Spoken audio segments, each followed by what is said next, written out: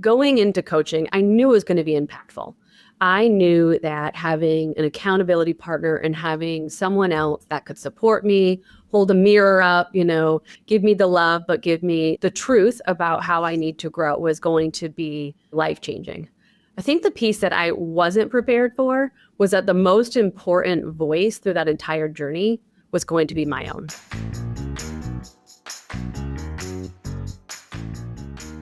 How would your life be different if you had someone outside of your family or friends to talk through your biggest challenges? If you had someone walking alongside you, encouraging you, asking you great questions, and holding you accountable to the things you say you're going to do, holding you accountable to your dreams.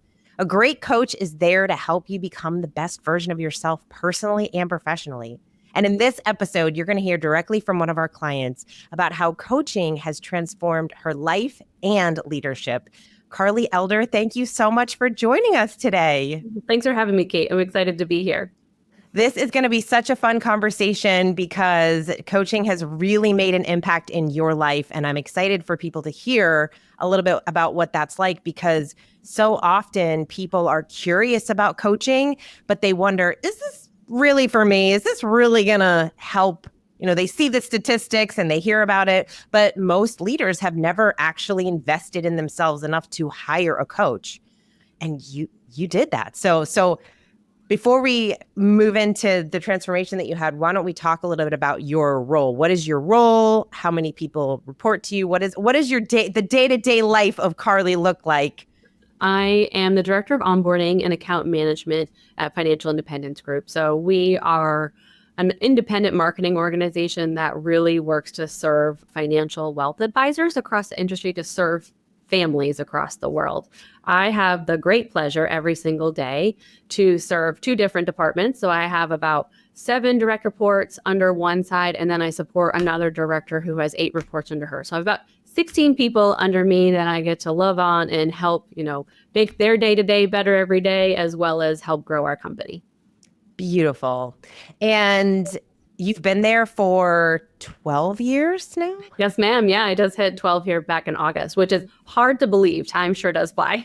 Yeah, that's so wild. It's cool. And it's just a testament to the culture over there and the fact that you've been there for such a long time. You're continuing to grow, you're continuing to learn.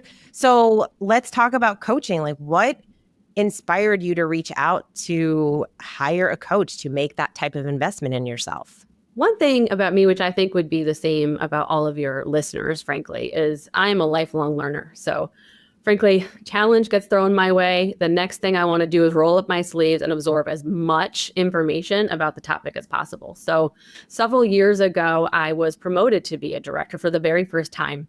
And frankly, I was shaking in my boots. I was like, I cannot believe that they offered me this. And I really wanted to do well with it. So what did I do? I went out, I read books, I listened to podcasts, and I really tried to immerse myself in anything and everything that was going to help me be the absolute best leader that I could be. But I got to a point where I felt like I was falling a little bit short. I can DIY as much as I can, but there came a point where I was like, it's just not quite hitting the mark.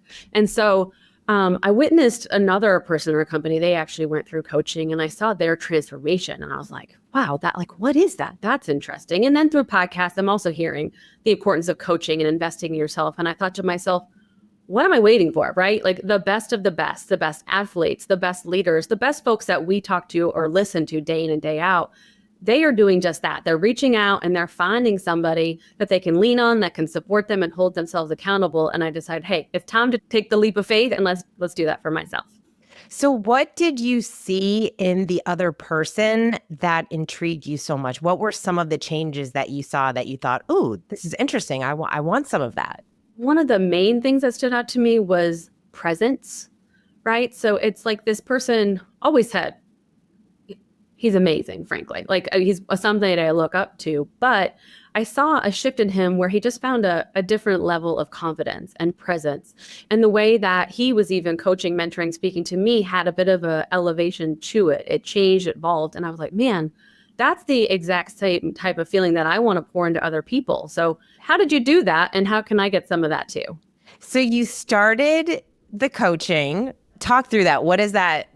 Month one, you're getting into it. Were you nervous? Were you prepared? Were you excited? What were all the feelings as you started with your coach? It's a good question. I think it's important to even take a step back and think before I even agreed to sign on, because right, it's not something I didn't get promoted several years ago and then in 6 months that I'm going to get a coach. It took me years to get there. And I think one thing that I really had to get over was I have a very full plate.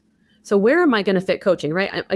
I've got all these beautiful people that I support at work, but I'm also a mom, right? I'm a mom of 3. I've got a wonderful husband. I have a life outside of work. And so for me, first and foremost, it was, okay, how am I going to fit this in? I'm not like, don't have enough on my plate to already, there's nothing I need to take off. So the thing for me was first and foremost, okay, how am I going to do this? Am I going to have time for it? And then it's finding a company that really fits what I'm looking to do. So, finding Floyd for me was everything. I just, reading through their website, learning about who they are, what they're about, really fit my values and help sink in for me, like, okay, this is the right fit for me and the right place that I want to go. So went on the website, signed up, and, was eagerly awaiting the, like, you've got a coach, here we go. And in my very first appointment with my coach, we talked about that. What are the reservations? And I was very frank with her. I said, I'm not sure I'm going to have time for this. Like, frankly, I already don't have enough time. And she right away helped me feel comfortable with that. Any homework that we had, she was like, it's nothing. Like, I want you to succeed. So I'm going to make sure that what we do will be so small. It'll be so small, but impactful, but it's not going to be so much that you're going to feel like you're taking on a third job. And that was really, really important for me to know, okay, I can do this and I can grow, but I can also sustain what I'm signing up for, because this is about to be a year-long commitment for myself. I appreciate you taking it back a step, because that is such a big concern for so many leaders, right? Like, to your point, nobody has extra room on their plate. Everyone is booked, and we're all leading these very busy lives. And I think that's part of why a coach can help, right? Like, we don't want to feel so busy. We want to feel fulfilled. We want to feel like we're making progress. And so we can get so caught up in, well, I have to do all of these things, so there's no time for coaching. But coaching is the one thing that when you do, it's going to alleviate all of these other challenges in your life and all these other stresses, so that you actually move forward even faster. But it's hard for us to think about that, because we're looking at it like, well, it's one more thing. So you have to change the mindset from it's one more thing to, no, this is the thing that is going to help all of these other pieces in my life. Exactly. I'm curious, when we do coaching, we talk a lot about what are the 3 things you want to focus on and achieve personally over the next year and professionally over the next year. What was that exercise like for you? Did you know what you really wanted to focus on, or were there some aha moments right from the beginning? I've always been a lover of love, a love of pouring into people. So one thing I knew going into it was I'm pouring into a lot of folks, but I'm not doing the best job of giving that right back to myself. So one of the immediate things that I identified was I really wanted to work with a coach so that I could build more of that work-life integration and have more of that in my life. So that was one of them. The other one that stood out to me was, how can I make sure that I'm pouring into these adults in a way that fits for them? So in my past life, before I jumped into finance, I was a teacher. So I taught middle and high school kids, and it was fun and I loved it, but I was like, dang, is this going to feel corny? Here I am pulling out my old teacher hat, to do this with adults. So finding confidence in that, as well as really getting over imposter syndrome. So like I said in the beginning, I was scared. I can't believe that they promoted me to this. Do I belong? So a lot of the work that I knew I wanted to do with the coach was find that confident voice and belief in myself. I love that. It's interesting to me how so many leaders will talk about this confidence and how coaching helps with that confidence. So when that was what you noticed in this other leader, and then going through coaching yourself, how did you feel? Like, did you achieve that level of confidence? Like, did you have like a scale, like when you started, where you're like, I feel like maybe it's from 1 to 10, it was at a 5 and it got up to a 9. Like, what did that look like from before and after coaching? I do want to speak on the scale part, because I don't want to lose that. One thing that I did love about coaching is we did have scale and metrics throughout it. So every single session we went through a scorecard and I rated all of these different areas of my life. And that was impactful because I could see progress with that. So don't want to lose sight of that, because I think that is one of the main parts of coaching that I was like so grateful for, and didn't realize I was going to get as part of it. But yeah, so when I first started, I mean, frankly, I think like any of us, when we're struggling with a little bit of imposter syndrome, my inner voice was on the low end of the scale. So if we rate it 1 to 5, I'm more like a 2. I'm like, are you sure I should be here? How do we know we've done the right thing? I want to make sure I kill it. And by the time we got to the end of coaching, I'm closer to a 5. Well, I'm not a full 5 because I don't believe. I'm like, there's always work to do, right? Like I'm humble. I always want to learn. I always want to grow. But significant changes. And being here and speaking to you is a good example of that. So one of the reasons for that change really came down to the ways in which my coach asked me questions. So we always hear questions is important. But I think what's important to be very intentional about is the way those questions are asked. So my most favorite question that my coach would always hit me with when I'm in my head is she'd say, okay, well, you're talking about this topic. So let's just take maybe my confidence in a meeting. Like, I'm not really sure if I landed the message. I'm not feeling the best about it. She's okay, well, where would you rate that? I'm a 2.5 today. And she'd say to me, all right, well, what would it take to make that a 3? And I'd be like, my brain would unlock, Kate. Like, I'd be like, like we could have gone a couple ways. Why do you think it's that way? What could we be doing differently? No. The question of what would it take to make it a 3 opened my mind up. And I was like, all right, now I can think about this logically, and now I can problem solve. So it was those types of questions that really elevated me and transformed me through this. And I use those questions with my team today. It's amazing to see how much impact that can have. I was just going to ask, how many of the questions that you got asked are you now then going back to your team and asking those same questions? Because isn't it crazy how just the way in which it's asked can make such the shift? Mm-hmm. Because it really does. It really inspires action.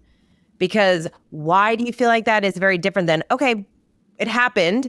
It is what it is, but moving forward, so what is it going to take? And then you can start to think those small little baby steps, those small little things that you can do so it feels less overwhelming. So is there another, people on this show love questions, because who doesn't love a good question? So is there any other question that kind of sticks out to you that you've used in other meetings with your team? I use a lot of the start, stop, keep, actually. So it's really important when building a team to really build a deep relationship. That relationship really is the foundation that gives you what you need to be able to grow, coach, and do all the things. But part of that relationship is building a vulnerable relationship such that, yes, I can share with you, but you can also share back with me so that we have a well-rounded relationship in which we're both growing. And I believe that's one of the key successes. So what I do is in every one of my monthly regroups, I always ask my teams, what should I start doing? What should I stop doing? And what should I keep doing? And the reason why I like that is because it takes them out of the uncomfortableness of, okay, well, how do I share with her? Maybe I need something a little bit different. And it makes it a little bit more comfortable to have those conversations. And I do it every single time. So in the beginning, with my new hires, they're like, well, nothing. And I'm like, okay, well, we're going to do this again next month. So be thinking between now and then, and know like this will always be something that I'm going to ask you, because it's just important for me to learn from you as it is for you to learn from me. So that's another really good example of something I use quite regularly. What surprised you the most about having a coach? Oh, I love this question. It's my favorite one to answer when people ask me on the streets. Going into coaching, I knew, because I witnessed others and heard others, I knew it was going to be impactful. I knew that having an accountability partner and having someone else that could support me, hold a mirror up, give me the love, but give me the truth about how I need to grow was going to be, frankly, life-changing. I think the piece that I wasn't prepared for was that the most important voice through that entire journey was going to be my own. So I learned and I grew and I changed my inner voice through that process. And that is really why I had such a great success throughout the process. I love that. That's what a great coach is supposed to. It's you. You are the one. I mean, our clients love to give accolades to my coach is amazing. She's the best, or he's the best. And we have incredible coaches that are the best at what they do, world class, just amazing. But you're the one that's doing the work. Like you are the one doing the work. And so I love hearing you say that because that's really where that empowerment comes from. And then your coach gets to walk alongside of you and to cheer you on and to ask those great questions and to kind of lift you up when you have those kind of moments that were setbacks and also be able to come to with a big challenge. So I know a lot of leaders, especially when you're leading a big team, you're on this mission, you're making big decisions and you don't have somebody that you can necessarily talk through. Am I doing this right? Or is this the right move? And so tell us a little bit about with your leadership, how did this help leading your team through some of the challenges or through some of the questions that you had yourself as a leader? Yeah, we went through some changes throughout that time, and I really identified that we needed more people. And again, I was new. And like you just said, who do I lean on to help me think through the best way to structure that or to have those conversations? And so as I identified, hey, I know I need to hire more people, but I went to my coach and said, but frankly, I don't know how to build a map. How do I build the fancy org chart? How do I have the conversations with my executive staff that's going to help move that needle forward so that we can land that plane and get what we need? And so I really utilized my coach and her knowledge and expertise to help me with that. So we took a session where we really focused on, okay, what is a functional org chart? What are the roles of that? What does it mean? Who do you put where? How do you drive and inspire around that? So it's not just, I think what was eye-opening for me is it's not just about tasks, but it's about people in seats too. So that was helpful. But then we also role-played the other side. Okay, I drew up the map, but now I have to present this map to an executive team and get their buy-in. And that goes back to confidence. I'm trying to build my confident voice so I can have these kinds of conversations. So through my coaching experience, she and I were able to do role play. So we talked about, okay, what does this mean? And it was more than that. So, okay, role play, yes, she can play them and I can play me and we can do that. But we also talked about the dynamics of the people in the room. So I'm nervous. I'm going to this room. What are they coming to the table with? So let's humanize the entire conversation so it doesn't feel so nerve-wracking. Because at the end of the day, we're all just people doing our jobs, showing up and doing the best that we can. So let's add a little bit more of that like love, support, humanism around it so it's something that I could do. So through that work, I really went from through the work of her helping me, that's where I went from a team of 4 to a team of 7 over the course of a number of months. And talk about how coaching has helped you become a better coach. I mean, you shared a little bit with some of the questions that you asked, but obviously you have a heart to learn and to serve your team, which is what you're doing. And like you said, the best of the best have coaches. Coaches need coaches. So you are a leader. You are essentially a coach for your people. So how has coaching really helped you become a better coach for your team? Well, I learned through coaching how to be a better coach, frankly. It's like walking through this experience gave me experience that I could lean on. It also solidified a lot of the different things I was reading in the books too. So my coach helped me build a framework. So there were a couple of things I didn't have. Like I have built a get to know you form so that I can have, better insight into the team, what fills them up, how they like to receive feedback, what types of goals that they have, things like that, as well as down to like little gifts. Gift giving is not my love language, but it is for some folks. So I was like, I really want to know what are those little things that, would brighten them up and make them feel good if they got them. So there was that piece too, but it helped me also I can go back to questions. It helped me think about how do I ask questions of them? So I always, being a teacher, being a learner, being somebody who just loves to pour in people, I do recognize and see the importance of, hey, let's ask questions to help people come to their own place. But I was able to work with my coach on, okay, but how do we ask those questions? What do they look like? How often should you meet with people? What are the different ways in which you can pour into people? So things like little gifts, monthly lunches with the team. We're not talking about work. I think that was important. I think we all get into the work mode and we're like, okay, well, we're only going to talk about work and we're going to come to the office and we're going to do meetings and it's going to be on site, blah, blah, blah. And it's like, no, actually, there's a lot of impact in just having offsites. Let's meet out and have lunch. And in the purpose of that is we're just talking about you, what's going on in your personal life. And now we don't talk about work. So coaching filled up the confidence of, okay, I'm hitting this in the right place. It's not cheesy, but then it also expanded my ability to ask better questions to help grow people more quickly. It's great how you're talking about your team. I mean, you're so intentional about wanting to support and help them, which is amazing because that is the culture that you've helped to create over there, which is necessary for people. I mean, obviously at Floyd, we believe an organization can only be the best version of itself to the extent that your people are becoming better versions of themselves.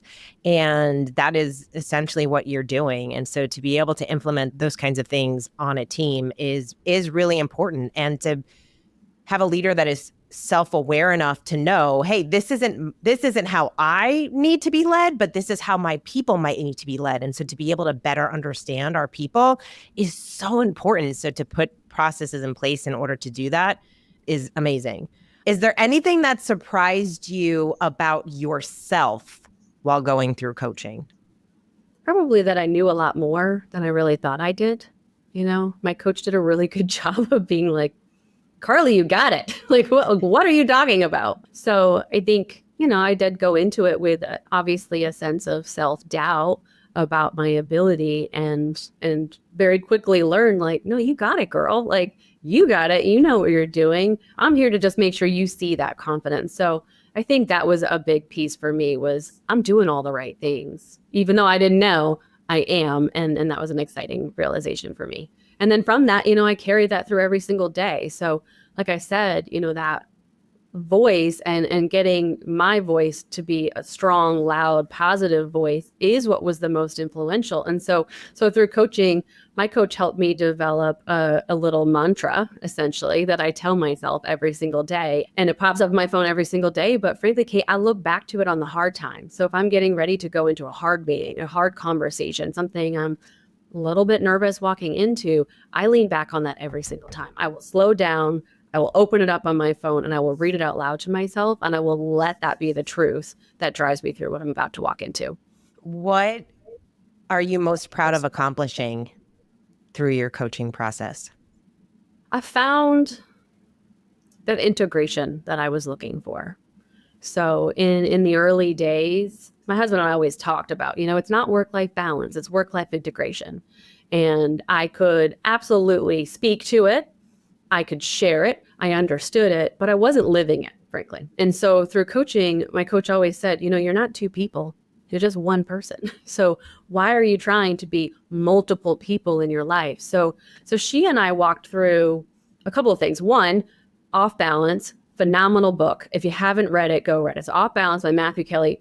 Absolutely was the exercise that I needed to really turn on that logical brain that needed to take an assessment about my life. So read that book, went through the exercises and got really strong clarity about what is most important to me, because I want to make sure I'm pouring the right energy into the right place. So first and foremost, did that. That was eye-opening, frankly. Here I am, busy girl, working, pouring a lot into work. But what was most important to me was my marriage and my family, which I knew that and I felt guilt for, but I wasn't doing the best job integrating all that. And I had to work on that. So fast forward, working with my coach, and we talked through, okay, so what are the non-negotiables? What are the non-negotiables in your life that you are going to draw a line in the sand on and you're going to hold yourself accountable to? And one of them was around, I'm going to leave work on time. I'm going to leave work on time because I want to be home with my family. And that is important to me. It's important to be there, to read with my daughter, to do the homework, to support my husband as he's helping us make dinner, all the things. The other piece of it for me was, how do I get back into exercising? So the one thing that I recognized in my journey is the first thing to go when I get busy is exercise.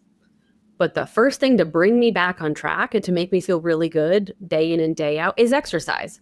So why am I allowing that to constantly be pushed off the plate? Like, it needs to have a permanent spot on the plate. So with my coach, we talked about, okay, so what is it? What do you love to do? Where do you want to go? And I was like, you know what? Running is a thing for me. Like, I just like to run. I know that, that's crazy for some people, but for me, getting up in the morning and going for a run just like sets my day up for success. And I want to get back into that, but I also want to do it really well. So we set a goal. And the goal was I was going to sign up for a 5K in that year.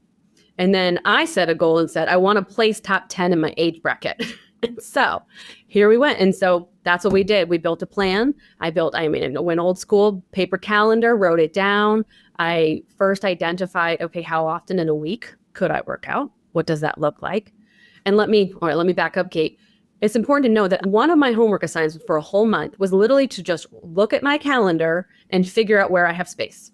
That was it. Okay. So I didn't have to, like, in that next month, build the plan. No, I just took a whole month and just studied. Where do I have space? Where can I do that? Then I identified, okay, I've identified 2 or 3 days in my week where I feel confident that I can hold myself to doing this running plan.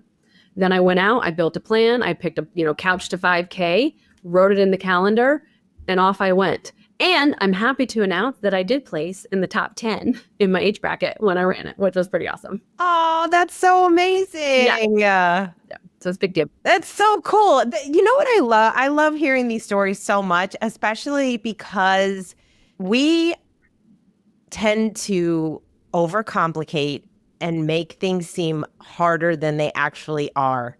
Mm-hmm. And all of the things that we do, all of Matthew's books, right? There's a reason he's sold over 70 million copies of books, because they're full of wisdom, but they're simple.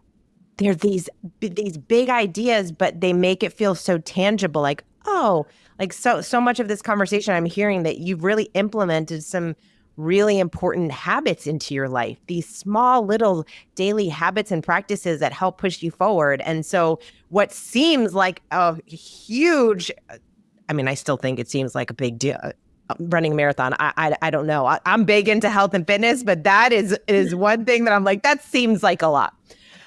And that's a big goal that a lot of people have, right? And a lot of people talk about it. A lot of people talk about these dreams. They're going to run a marathon. They're going to do a triathlon. They're going to write a book. They're going to start a company. They're going to do all the things, but never actually get started. And so you got started and did and put it out into the world. Like, I'm going to do this. And then you did it. Yeah. Amazing. Yeah. That's so cool. Yeah, what you're saying makes sense. It's the small incremental steps. You're right. We overcomplicate it at the end of the day, but what's the first step? And, my coach would say that, okay, we've got this big dream, feels scary, but what's the next first step you can take? So let's just focus on that. And then after we get through that first step, okay, well, let's talk about the second step. We don't always have to have every baby step fully outlined before we move towards a goal. But if we break it down in bite-sized pieces and just go one baby step at a time, before you know it, you've hit the finish line. Yeah. And you start coaching, and then a year later, it's almost like, wait, I feel like it was just my first session and it's already a year, and look at all the things that you've accomplished.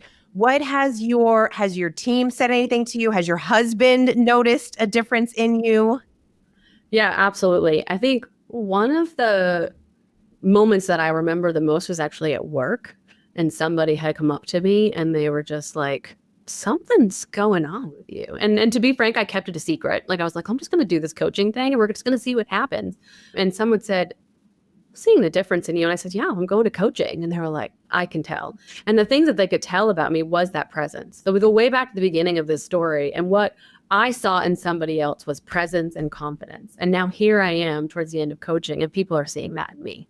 And that really just sealed the deal for me. I was like, I did it. It's happening. And I want to share it with the world because this is phenomenal. And presence and confidence. It's if someone said, oh, my goal is to be more present and have confidence, the how behind that. No, it takes time. It takes all of these things that you've been talking about this entire episode. Those things just don't happen. Those things just don't pop up in you. And so you did the work and you started doing all these things. It seems like you had a lot of fun doing it too. Even as you're talking, you have this big smile on your face for those that aren't watching and only listening. Every time you're talking about these things that you're learning and starting to implement into your life, you can just tell that it's brought you a lot of energy and really supported you in so many different ways. And all of the things that you've learned really have helped you personally and professionally, which is a beautiful thing. For somebody, imagine you're at lunch, you're with a friend, they're a leader in a role, they're feeling kind of challenged, some things that are not going so great, or they just feel like you, they're a lifelong learner and they just kind of feel like, I don't know, I feel like I need to up my game a little bit. What would you say to them about hiring a coach? what advice would you give them if they were thinking about it, but they weren't quite sure? I ask them why they're not sure, really, first and foremost. And I think I'd dig a little bit. Okay, hey, where are we at? What's the problem that you're trying to solve? Most often, and I've had some of these conversations, the most often hurdle that people have is time. And my response is always, you are never going to find the perfect time. Just do it. Just get out there, sign up, and do it. So that's one piece there. And then I think ask yourself, how would you feel if you jump into this and saw yourself differently a year from now? How would you feel if you didn't do it? But imagine how you would feel if you did. And I think if anything, that right there should be the motivation to get you moving and filling out the form and signing up. Yeah. Oh my gosh. All right. Well, Karli, you are so awesome. And I'm so grateful that you took some time to chat with us about your journey through coaching. And you asked some really great questions, which again, people really love to hear that they can use on themselves and then also to ask their team. So thank you so much for coming on the show. We so appreciate it. Thank you so much for having me, Kate. This has been such a joy. And thank you all so much for watching. We appreciate you. And if you are interested at all in hiring a coach or even just having that conversation, you don't know what it is, but you're kind of like, ooh, this sounds like I would want to try it. Like Karli made some really great, has some really great feedback on what it has done in her life, and it can do the same for you. So if you're interested or curious at all, please go to floydcoaching.com and someone on our team will reach out to you. You are amazing. Thank you all so much for listening. We appreciate you. And until next time, lead with culture.